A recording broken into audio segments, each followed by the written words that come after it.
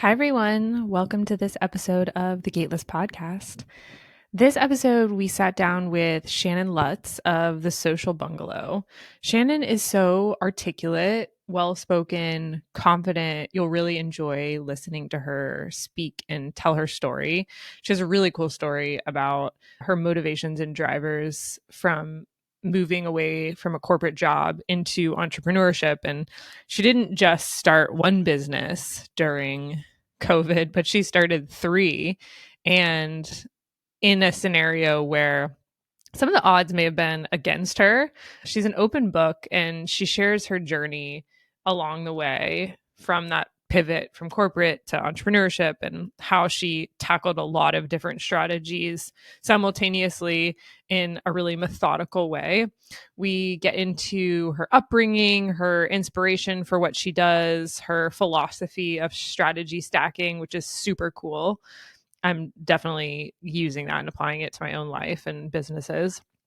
This episode is for you if you're craving more freedom in your life and you don't want to be tied to a desk anymore.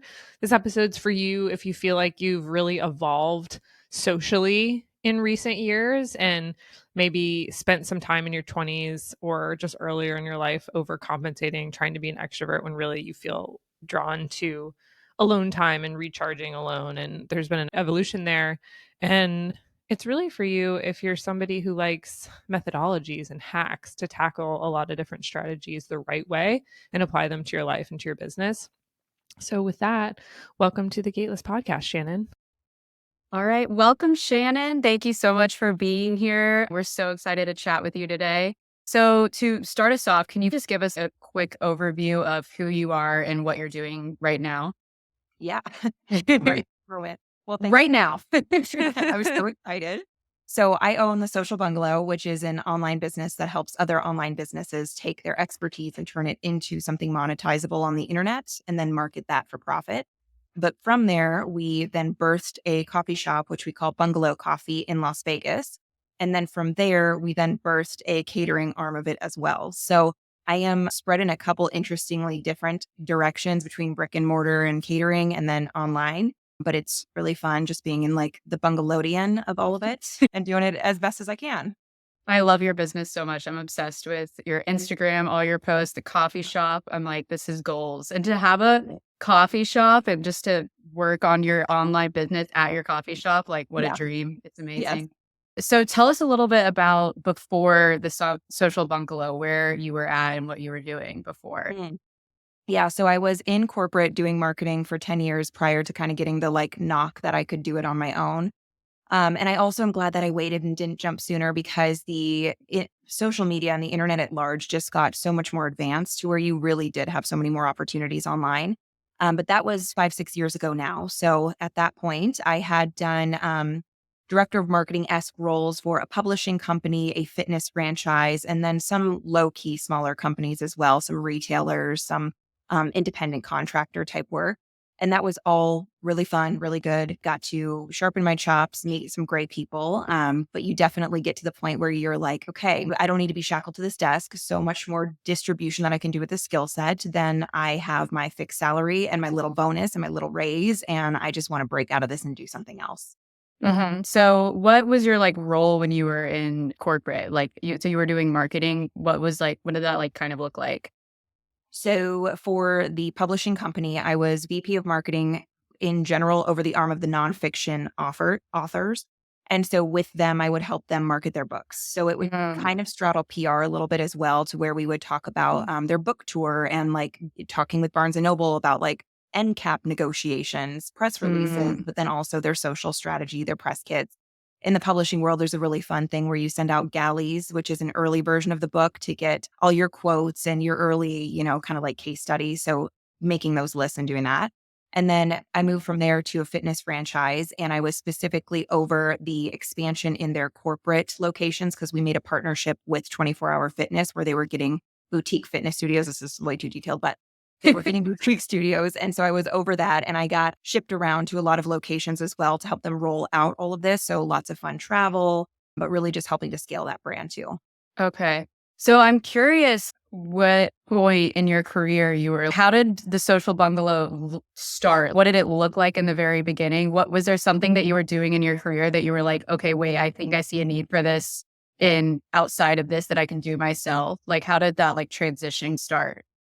It actually started with I had a co-director of marketing at the fitness franchise who was over some of the franchisees. So we kind of straddled. And he also was kind of getting the call, the pull to, hey, we could do this on our own. And we work so well together. So we together started the Social Bungalow. And it was technically, we called ourselves your outsourced directors of marketing.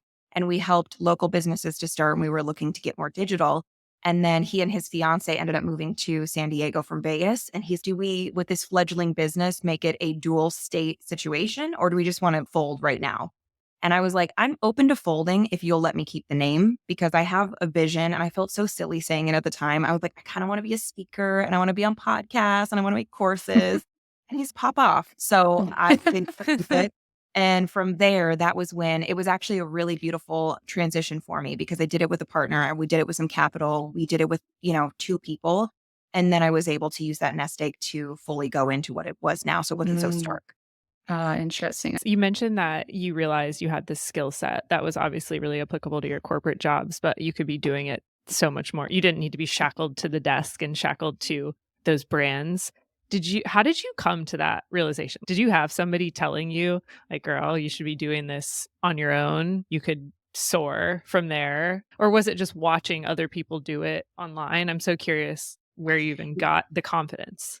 Yeah, great question. Me too. I don't know if I really had anybody telling me that, just because I was kind of a traditional path follower and the people in my life were as well. And so it was more like, let's climb the corporate ranks than it was, let's go take a scary move. I think definitely watching some people online throughout the years, and this is super silly, but I wanted the freedom of, I was like, I love all the health and the biohacking things. So I would come to the office with my lemon squeezer and my tinctures and all of these things. I'd like, fuck, it's a total bag lady. And it was just exhausting every day to have to go and do this and then, break out my little life. And I just want to go on a walk at 2 p.m. And so there was this call for this small nuanced component of freedom that I just wanted to be home and do it. I'm like, why? There was no like whoa fro ho work from home at that point, pre-COVID and all of that. So not an option. And I just wanted more freedom. And I think also then the financial component, even though it's scary, You've got that little bit of imposter that you're like, is this really feasible for me? And so I think for a lot of us, when we start our businesses, we do have that heart for impact and supporting other people, but there's still such a huge component that is honestly selfish, but in a great way, because it gets you started and it keeps you going strong, that you say, I just want to break free for me. And I want to prove to myself that I can do this. And that's really how it started for me. I resonate with that a lot, especially the being obsessed with biohacking and how hard that is to stay in the routines that you have for yourself to be at your optimal performance when you're in a corporate job. I didn't want a global pandemic where a lot of people suffered, but it was like, oh my God, I get to work from home now forever. And that's normal. And I can go on the 2 p.m. walk and have my 17 different little liposomal or lipsothomal, whatever squeezy packs that I want to take. Totally resonate with that. And it makes sense that was the motivation, like freedom and just being able to do it for yourself and prove it to yourself that you didn't need to be tied to a brand as a security blanket. You could build the brand yourself. Okay. So thinking back to the early days of, or maybe even just when you decided to full on make the pivot, where was your mindset? Where was your headspace? Was it an insecure time for you, or was it you were kind of surprised by the confidence that you have to do it? I feel like you had your why, but what was the headspace like? Yeah, great question. I think that there is such beauty when you're starting a business in some of the green, some of the ignorance, that you don't know the full scope of the mountain, because otherwise that's where the real terror would set in.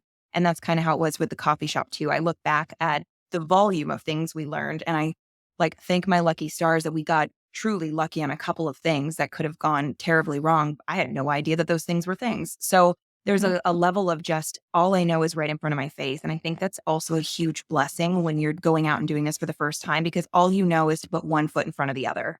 So I'm just going to make the social post and make the offer and publish the freebie and then get on the sales call step by step by step. And then, oh my gosh, I have a client. But I didn't overwhelm myself with the massive I got to build a brand and I need a humongous email list and all of the tactics that can pull you in a zillion directions because it wasn't quite clear on exactly what needed to happen except for just the brass tacks of selling an offer and facilitating. That could not be more true. I always say to Haley, and a bunch of people have said this, but if you're not delusional, you're not living. And Yes. it's so nice to not know all the things that could go wrong. And the small percentage chance that you have at succeeding doesn't need to be the thing that you're thinking about, because I feel like it's really paralyzing in a lot of ways. You won't even start, you won't even make the ask, you won't even go for it. So holding on to that, you said it really eloquently. Like, it's a bit of ignorance, but it's also blind confidence in yourself. Like, I can do anything. Why not me? Other people can do it. Why not me? Yep. Why not me? Absolutely. So, when you started on the entrepreneurial path, did you notice that you had to start investing in things differently than you were as you were in your corporate job? Either investing in yourself in a different way, like, did you need more alone time than you needed before? Did you need a different routine, different self-care, different like things that you were consuming to keep you grounded and fueled in the right way that looked different than when you were at your corporate job?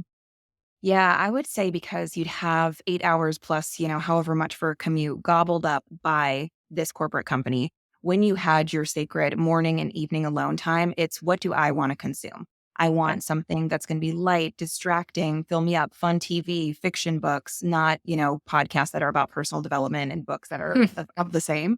But then when you get into this online space and every single year or milestone, it's new level, new devil, new level, new devil. I just didn't even know this would be a thing or that would be a thing.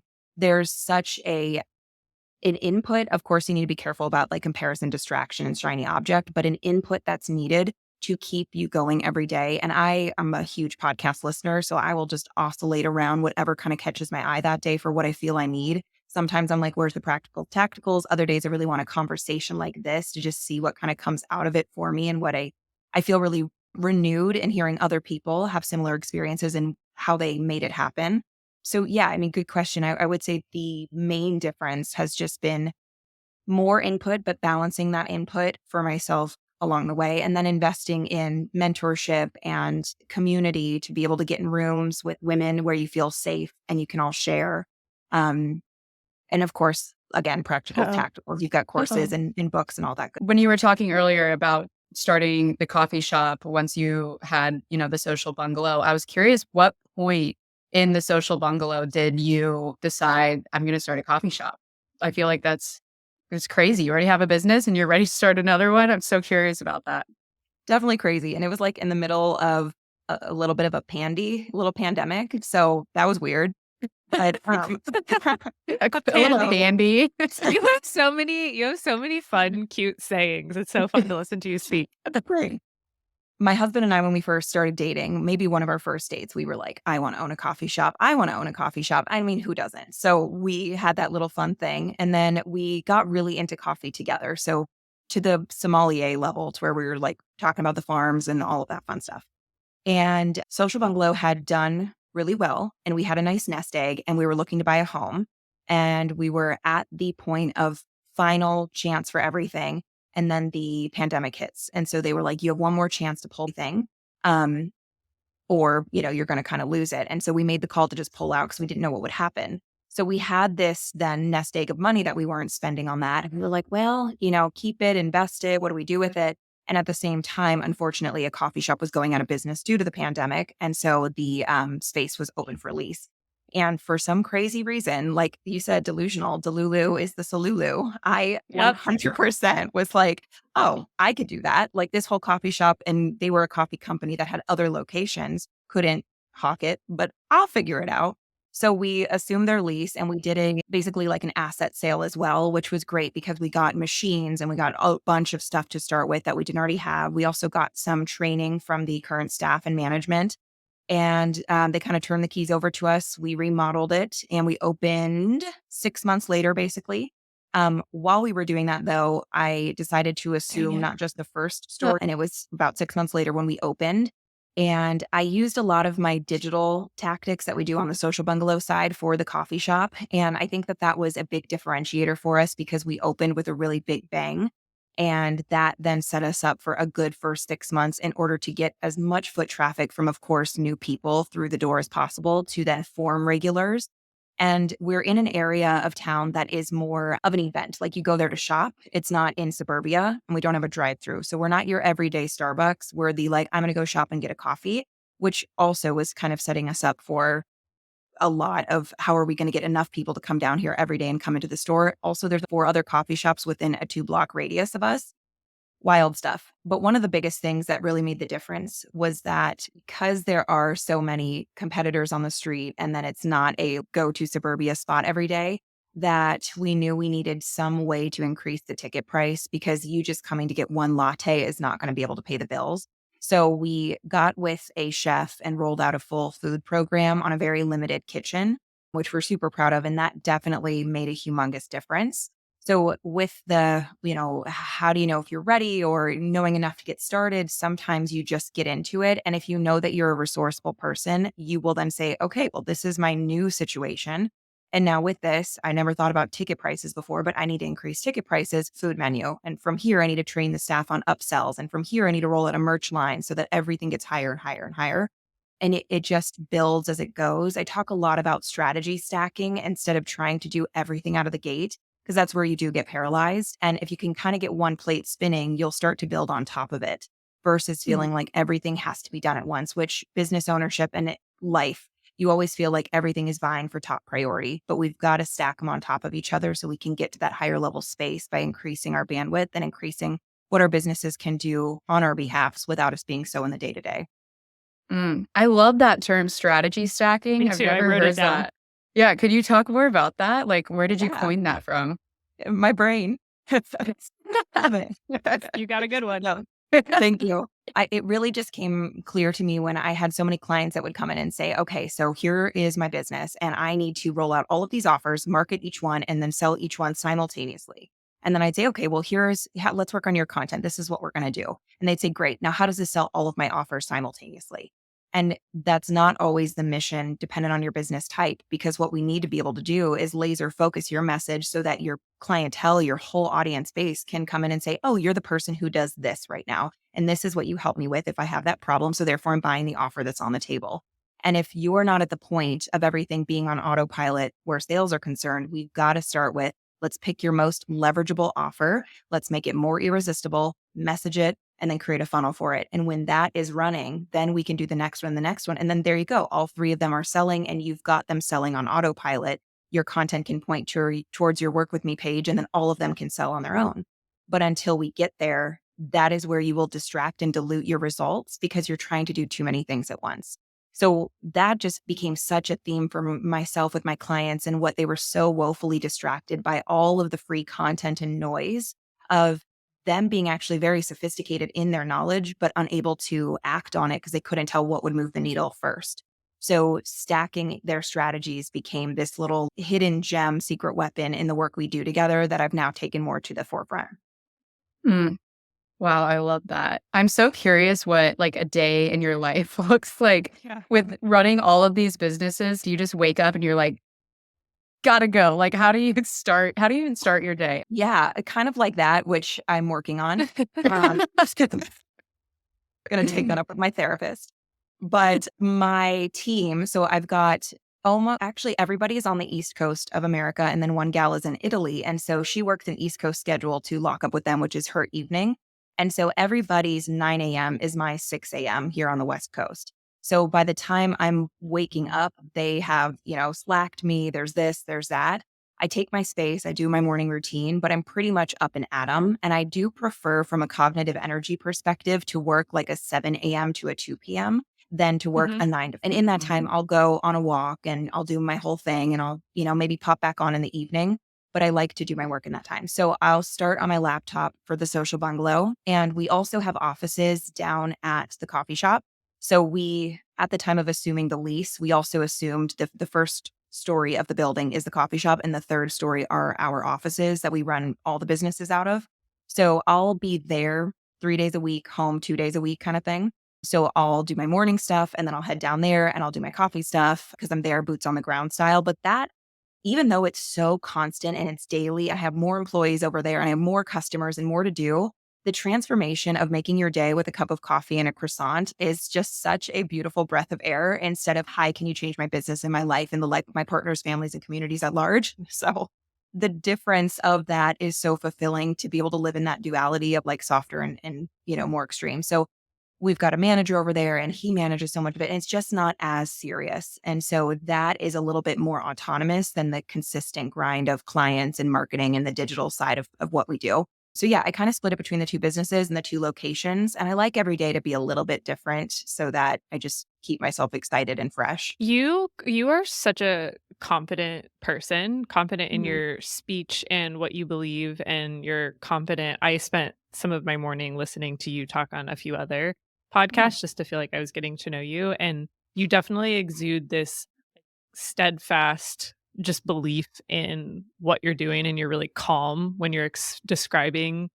process, and you're calm when you're describing your goals and things like that. And that has to go back to something related to the way you were raised, or your parents talked to you, or they gave you like instilled, or just any adult mentor in your life when you were younger that instilled this inner confidence and calmness in you. I'm very curious to hear about that if you're open to sharing. First off, thank you. That is extraordinarily edifying. And to see how we're perceived, because I don't always feel calm and, Yeah. prolific while I'm talking, and to know that's what you intuited is really, thank you. That really touched my heart. I think it's actually kind of the opposite, like trauma. And so you learn how to be calm in these situations, and you're kind of like military trained at a young age, and it creates that in you. So, and I'm always an open book, so feel free to ask me anything. But when I was younger, I was raised by a single mom, and we were tight financially. And so we moved constantly. And I was, every 6 months, I was in a new school. So I was always the new girl and I was always starting over. And I ended up getting to the point where I know it was so hard on my mom, and she loved me so much. And, we were super great. But that burden I took on. So I would, oh, it's fine. It's fine. No, I'm excited for a new school. I'm Yeah. happy. Let me go get packing. I've got the order of operations down. And then my little sister came around we have different dads, and her dad wasn't around a lot, or in general, and my dad wasn't around a lot. So then it was just the three of us against the world, but we're 10 years apart. So my mom had to go provide. And I mean, we lived on $34 a week for food and everything. And so it was hamburger helper, and it was me being also a mom to my sister. And that is again, I say my mom is incredible, but it is the additional burden of adulthood responsibility as a child to emotionally be okay with all of that change, and to be okay with parenting, and to just show up and grin and bear it, and to repress a lot. I definitely through, let's say the first 15 years of my life was very much so the like, who needs what and how can I help you? And the world is run by firstborn daughters, they say. So I'm definitely have some of that Capricorn energy to me in general, plus that upbringing that made it to the point of, I can trust me and I know I can figure it out. So if I can bring me to the table, the rest is going to work out. I'll find a way. And so resourcefulness through that upbringing is really where that comes from for me. Thank you for sharing that. I mean, that's like the DNA of people always comes from either trauma or like amazing parents. So Yeah. I really appreciate you being open about that. We have been talking about a lot lately, like shedding outdated personality traits that we had for so long out of necessity or survival. Do you still feel like you carry with you a lot of those, I got to be the one to figure this out. I have to, who needs something? I'm going to be the one to help you and provide it for you. Or are you able to open yourself up to help and support and not being self-sufficient at all costs? Mm-hmm. Yeah, great question. Definitely still have a lot of that. And that, trying to balance that. I wouldn't say it's so much people pleasing as it is like hero complex, more that woman complex that they say. But yes, I do to a point, and that's definitely a point of growth, especially in business, because you can't be codependent or superwoman for clients that aren't willing to do the work or what have you, or how you internalize that. So that's definitely an area that I've grown a lot in. But I would say a really interesting turning of the tide that's happened for me is that when I was younger, because of all that, I was very introverted and very quiet. And I didn't have a ton of friends because it was easier to not make friends because I'd have to leave. And I felt worse not with the sadness of us not being together. I felt responsible and guilty to leave my friend because they would cry and why are you leaving me and all that. So I just wouldn't get super close. And then when I had enough, safety and control and wasn't in fight or flight in my later teens and then early 20s and joining the workforce and all of that, I kind of skewed really far. I had tons of friends and was so extroverted. And it was like this pendulum coping mechanism situation. And so then coming back down to that later 20s into 30s, I find myself somewhere in between to where I've got like an outgoing personality, but I am deeply introverted. And so returning back to how much more I need to decompress and be alone and just walk and just think is something that I wondered for a while. I'm like, did I get boring? What is happening with me? I used to be this, I used to be that.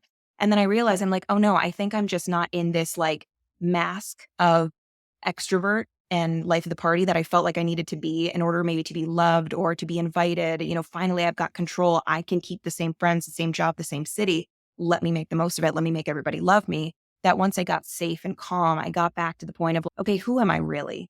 And at that point I was like, I'm softer and I'm quieter than I think that I was trying to be. And that push state of attempting to be somebody else and be on all the time was very taxing on me. So that, to your question, I'm still in the messy middle of it, but it's been an interesting kind of return to self, but in a better way. And now there's an opportunity to just continue to work on some of the nuance of all of that. Yeah, it's like you went from overcompensating to this extroverted person because you felt like you were able to be, or that's what you were supposed to be doing because you had like security and some predictability, to actually coming back to being comfortable with your raw, authentic self, which maybe is more of a, what is that term? Like amnivert? Yeah. Introverted extrovert. I'm the same way. That resonates with me because I went through a really similar experience, and only in the last couple of years I've started to re-embrace, wait, no, I'm actually a lot more introverted and I love to be alone. And I don't have a hard time saying no to the social thing. I have zero FOMO because I really actually love the time I get to spend recharging and focusing on my personal growth. And you don't really get to do that as much when you're out all the time and giving all of your energy. It's like the coin purse.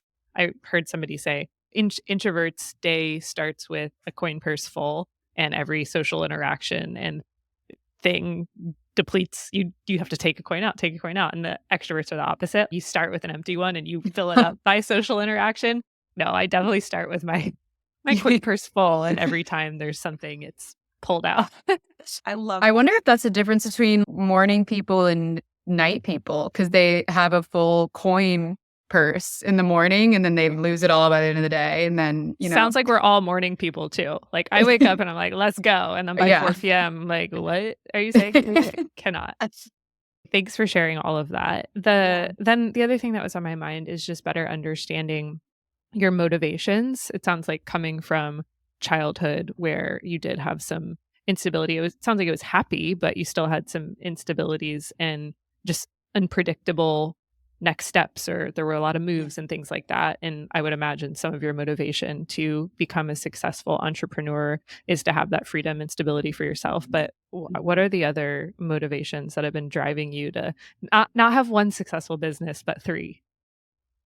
That's the unpredictability versus control. That's such a good word for what it has felt like and why entrepreneurship has been great, because even though it's more unpredictable, I'm like, oh, I'm in control. I'm not waiting at the mercy of, a boss or something of that, the economy. I mean, a little bit, but you know what I mean? To be able to sit in that driver's seat. So that's so true. The impact that I get to make with my clients as you start to really kind of test your chops in the first couple of years and then form your frameworks and then really know what you can help somebody with and read between the lines of what they're saying versus what they're needing, and being able to kind of reach in and support them in such a way that really does change their lives, gives them that control and the knowledge of, I know how to market this. I know how to sell this. Like this, I aim to be the red string through the maze of everything they've been doing. And they're sitting in front of this labyrinth. Am I good enough? And how do I make this happen? And I'm like, come here, let me hold your hand and let's make it to the other side with cash in the bank. So you're feeling really good, clear, and in control of making your next move from here, because it can be a reality. We just need to get you there. So that has been really, really enriching. And then on the other side of it, I have a team on the Social Bungalow side. There's fewer of us, but on the Bungalow Coffee side, there's more of us and they're younger. And that has been one of the most fun things, is to mentor people 10 years younger than me, and all of their Gen Z quirky isms, and they have like, the world kind of makes fun. Millennials this and Gen Z that, but they are such a sweet and thoughtful, validating generation. And so they just want to know what's going on. They want to validate it. I watch them operate with the customers and just each other. And it's really interesting to see this younger crew and how present they are for one another. And then what they'll come to me for and the ability to just intercede into their lives. I have so much fun with them. And that has been something that's really lit me up from a leadership perspective.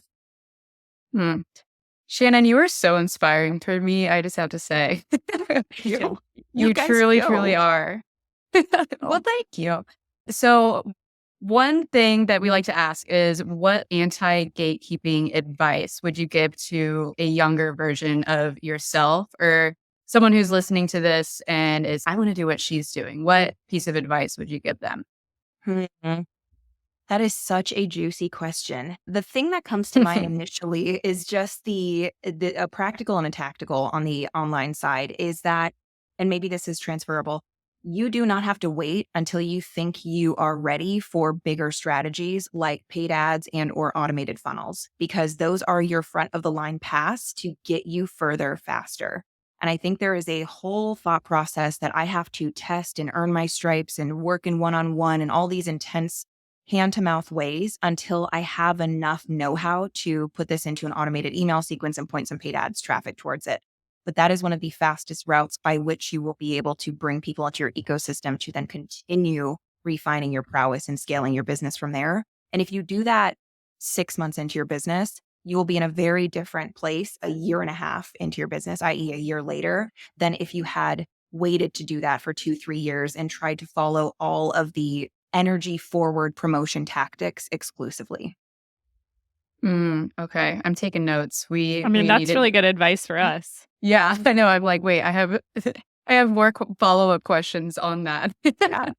I'm like, I feel like now I'm asking for our own, we can even cut this. I love it. Oh, lay it on. I'm asking for our own personal advice. And so do you recommend to your clients that they pay like an agency to help them with the ads, or just set up ads? Like what do you recommend with that? I recommend an individual who is an ads manager, because they are going to have a little bit of a lower price and much higher client attention versus a large agency. Not to poo-poo agencies. I know many, I love them. They're great. But when you're starting out, somebody who is, 5 steps ahead of you and their main thing is paid ads, you are going to get so much attention. Because the difference is, you've got, let's say, one campaign and we're pointing towards a free resource. That free resource, you're going to make 5 different videos with different hooks and 10 different graphics. You're going to give all 15 assets to this ads manager, and they're going to set them up to the audiences and see which one starts to perform. And then we kind of want to cut the fluff of the stuff that's not, because we don't want to put our budget into things that are really high priced conversions. So we whittle it down to the top, 2 videos and 3 graphics. And we've got 5 pieces that we're then doubling down with the budget. That then they're watching what's the conversion rate?